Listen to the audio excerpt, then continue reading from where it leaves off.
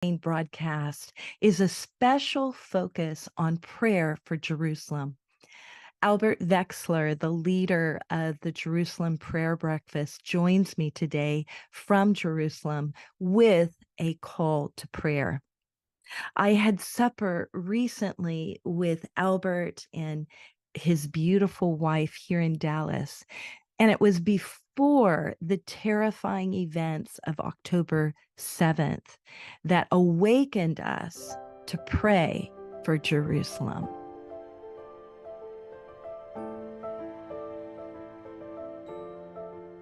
It's such a privilege to talk with you, Albert. We have been in prayer for Jerusalem. Can you share with us how we can pray right now?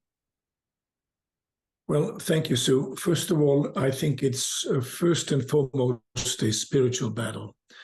It's, if you just look at the rhetoric of the world leaders, former President of Russia, Medvedev, accusing Israel of bringing sacrifices to Moloch. I mean, the idols, or all of the, Arab leaders getting so stirred up. The Islamic world is really like on fire, with this horrible sacrifice of Jewish blood. It's a deep wound. Israel is really hit hard, and it's a very painful thing because we've not been hit in such a way since the Holocaust. So it brings back very, very, very horrible memories, and it brings back very painful, associations also from the Yom Kippur War.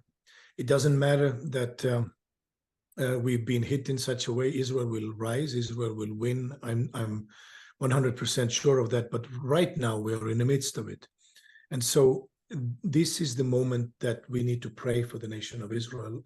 And through a miracle of God, I was able to get a permission from the speaker of Israeli Knesset, the Israeli parliament, a permission to hold a meeting, a conference where we will pray and will salute the people of Israel, the citizens of Israel, and the IDF. But I think for me, the most important part was that we were able to bring the Christian lawmakers from all over the world. Your Speaker of the House, Mike Johnson, is sending his video prayer to our Knesset, to our Speaker of the Israeli Parliament, and we will screen it live in the Knesset on the 29th of November. Now, 29th of November, the date that we secured, is also very, very, very important date. 76 years ago, on 29th of November, there was the United Nations partition resolution, the British mandate that the League of Nations gave to Great Britain to establish the Jewish national home in this territory. Well, the British, of course, failed in establishing it as a state, but they brought this up to the United Nations as a vote. And so the United Nations General Assembly voted for partition of the British mandate, creating a Jewish state and an Arab state. Now, the Jews, despite the fact that the partition was very unfair and it was giving Israel only very small territories, agreed with this partition plan. The Arabs have not agreed with this plan of the Jewish state, of creating the Jewish state from that day on. I mean, they were fighting the Jewish people in the land of Israel, in 1929, the pogroms, in 1936 to 1939, this big revolt that they had. So, but they refused the idea of creating a Jewish state and an Arab state. So they instead declared a war. And so 7 Arab armies were involved in this. And then, of course, Israel wins the independence war in 1948, 1949, and the state of Israel is being created and born. But again, we see that this date, this 29th of November, is very important, because this was the day that basically initiated the birth of the modern state of Israel. And at the same time, it initiated the Arab war against this state of Israel. And this is the situation where we're in. I mean, the Arabs have been offered, so many times their own state. They don't want a state. They want a state instead of Israel. They don't want a state side by side with Israel. And now we see also the spiritual dimension of it. We see how, Hamas's charter, which is, totally religious document, it declares that their goal is not just to kill Jews. Their goal is to kill all the Jews, take over Jerusalem, and to destroy the state of Israel. So how in the world can you live side by side with such horrible murderers? I mean, they just don't even declare it. They come and do it. And their leaders have said, they've shown no regret, no remorse from this horrible day of October 7. They say, we will do it again. We will do it as long as it takes to destroy you. So we are in the middle of a spiritual battle. And so heartbreaking. So heartbreaking. And even knowing that the very Hebrew word for violence is Hamas. And the stories of the graphic murders that were put online, the terrorism, I have never experienced in my lifetime, because I haven't been alive in the Holocaust, the amount of anti-Semitism that has been spread. And make no doubt about it, it is a spiritual war. And I am confident that God's not surprised by that, but we need to wake up and pray. Thank you, Sue. And I would really ask all your friends to join us in prayer, because it's a very unique opportunity God has given to us here in Israel, that we can bring, faith leaders into the Knesset. And it's initiated by the Knesset. It's a Knesset member whom I very well know, Tatiana Masalsky, who initiated this and got it officially recognized by the speaker. And so we want to use this opportunity. And I would ask you all to really join us in prayer. Now, I know that, like, time-wise, it's not the best time for you in the United States. It's going to be like 1 o'clock in the night, after midnight, when we will gather in Jerusalem for 2 hours. Nevertheless, I don't think that prayer is limited by distance or by time. You can pray the night before, you can pray the day after, the morning after. But the most important part is that we will see many, many Christians all over the world join us in prayer. And we will also not just record it, we'll broadcast this event. We'll live stream it from the Knesset, but then it's going to be also carried by CBN and TBN. There's a TBN program, Joel Rosenberg, or Rosenberg Report, and Joel Rosenberg is going to be with us, and he's going to make a report out of it, and we'll then show it to his viewers.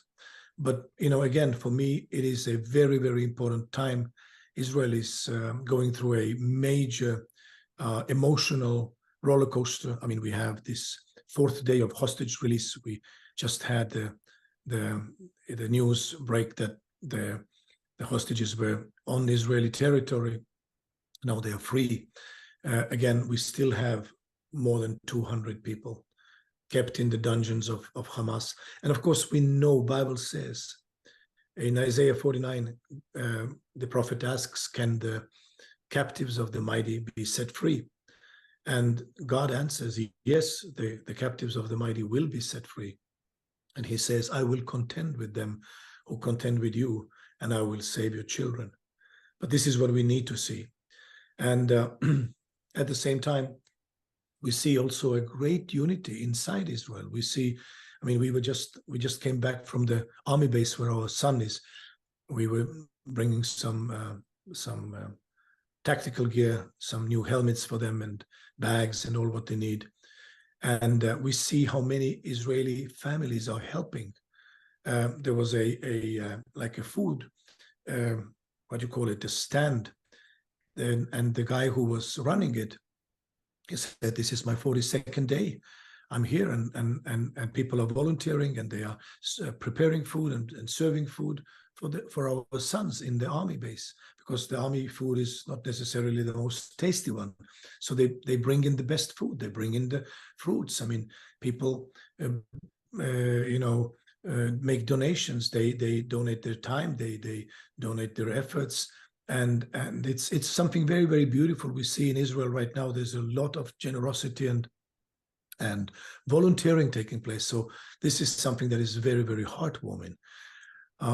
So the people of Israel needs to know that you are standing with us. And I think it is very, very important for them to know that you pray for us. And you remember, those who pray for the peace of Jerusalem will prosper. And those who bless the seed of Abraham, they will be blessed. Yes, it's such a call right now for us to awaken to the call of prayer, to fall on our knees in prayer, to stand on our feet and pray with diligence and agreement, because where 2 or 3 agree, we know that he is in the midst of us. So thank you, Albert, and give greetings to your beautiful, beautiful wife. Thank you. It was such a joy to have a meal with you here in Dallas, and it has been with great diligence and concern that we've been praying for you. Thank you so much. I do appreciate it very, very much. And I think it is very important to lift up Israeli government, because there's a lot of blame shifting taking place. Who is responsible for what happened? Israel was definitely not ready. We were despising Hamas. We were waiting for the attack to come from Hezbollah, and we never realized that we were lulled into a sleep, and we were not really awake. So it's a wake-up call, as you said, for the church, as it is a wake-up call for Israel. And we need our friends. We need you all to stand with us. We need to go through this long marathon. It's not going to be a short one this time. And so we need you to mobilize your friends and arrange prayer meetings. You know, there's a story during the Second World War. There was a Bible school in Wales, and there's this prayer leader that basically they saw this going on throughout the whole Second World War. His name is Rees Howells. Yes. And this gentleman was praying through the Dunkirk evacuation, prayed through major battles, and he also mobilized his people to pray for the birth of the state of Israel. Yeah. And I really asking for a God to give us these kind of miracles, these kind of friends again who would dedicate their time and win the battle on their knees. Yes. Well, you know, I'm very aware of that. In fact, it was called the Blue Room, and I don't know if you see my background, but I am in the Blue Room, and the Blue Room was Rees Howe's tactical, strategic, prophetic prayer place. And one of the things, our mutual friend Cindy Jacobs, at the Global Prophetic Summit, we were diligently at prayer for Israel. And the call was given really to strategically begin blue rooms, places where we would strategically pray for the peace of Jerusalem and for the winning of this war, and the peace that only God can bring.